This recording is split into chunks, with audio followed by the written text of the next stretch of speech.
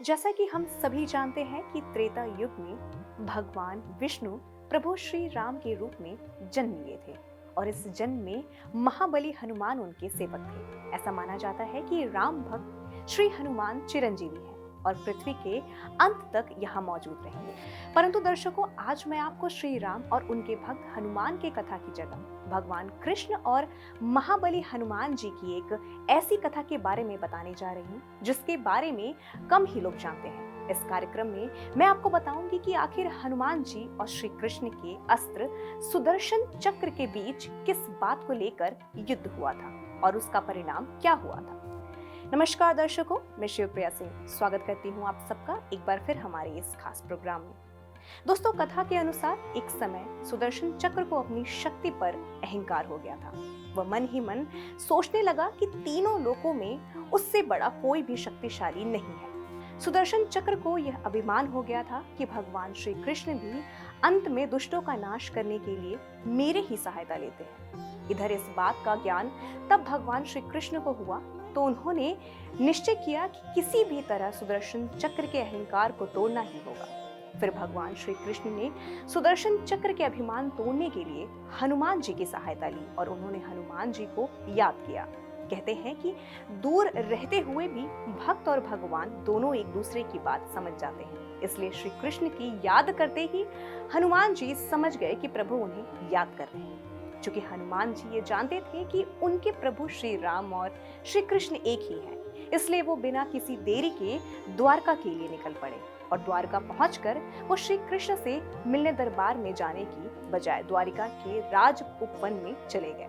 उपवन पहुंचने पर उन्होंने देखा कि वहां के वृक्षों पर बड़े ही मीठे और रसीले फल लगे हुए हैं। हनुमान जी को भूख भी लगी थी, इसलिए उन्होंने वृक्षों से फल तोड़कर खाना शुरू कर दिया और जब फिर उनका पेट भर गया तो वो वृक्षों और उन पर लगे फलों को तोड़कर फेंकने लगे।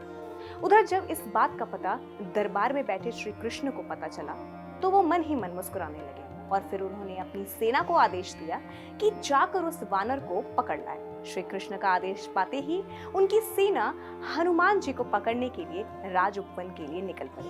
वहां पहुंचकर सेना ने हनुमान जी को ललकारा और कहा, हे मूर्ख वानर, तुम बाग क्यों उजाड़ रहे हो और इस तरह इन फलों को क्यों तोड़ रहे हो? क्या तुम नहीं जानते कि यहाँ का राजा कौन है? अगर नहीं जानते तो मैं तुम्हें बता दूं कि यहाँ के राजा श्री कृष्ण हैं और वो तुम्हें दरबार में बुला रहे हैं। सेना नायक की बातें सुनकर महाबली हनुमान ने क्रोध होने का ढोंग करते हुए कहा कि कौन कृष्ण? मैं किसी कृष्ण को नहीं जानता। मैं तो प्रभु श्री राम का सेवक हूँ, इसलिए जाओ और अपने राजा कृष्ण को बता दो कि मैं नहीं आऊंगा। यह सुनकर सेना नायक क्रोधित हो उठा और हनुमान जी से बोलने लगा कि अगर तुम अपने आप मेरे साथ नहीं चलोगे तो मैं तुम्हें जबरदस्ती पकड़ कर ले जाऊंगा। फिर जैसे ही श्री कृष्ण की सेना हनुमान जी को पकड़ने के लिए आगे बढ़ा, वैसे ही हनुमान जी सारी सेना को पूंछ में लपेटकर राजमहल में फेंक दिया। यह देखकर सेनापति वहां से भाग गया और श्री कृष्ण को दरबार में आकर बताया कि वह कोई साधारण वानर नहीं है।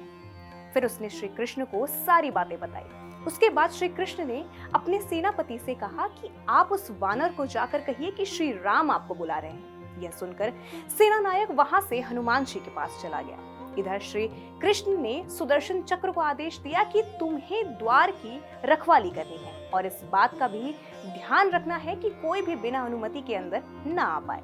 अगर कोई बिना आज्ञा का अंदर आने का प्रयास करे तो उसका वध कर देना। यह सुन सुदर्शन चक्र द्वार की रखवाली करने लगा। चूंकि श्री कृष्ण ये समझते थे कि श्री राम का संदेश सुनकर हनुमान जी एक पल भी रुक नहीं सकते हैं। इधर सेना नायक ने जब हनुमान जी से कहा कि श्री राम तुम्हें बुला रहे हैं तो हनुमान जी बिना देरी किए दरबार के लिए निकल पड़े और जब दरबार के द्वार पर पहुंचे तो सुदर्शन चक्र ने उन्हें रोकते हुए कहा कि मेरी अनुमति के बगैर तुम अंदर नहीं जा सकते। किंतु सुदर्शन चक्र यह नहीं जानता था कि जब श्री राम बुला रहे हो तब हनुमान को तीनों लोकों में कोई नहीं रोक सकता।